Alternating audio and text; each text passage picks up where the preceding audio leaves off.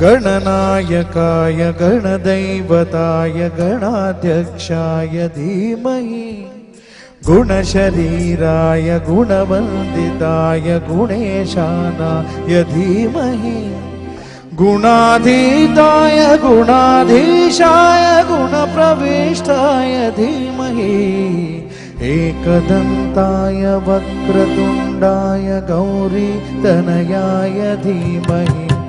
गजेशानाय भालचन्द्राय श्रीगणेशाय धीमहि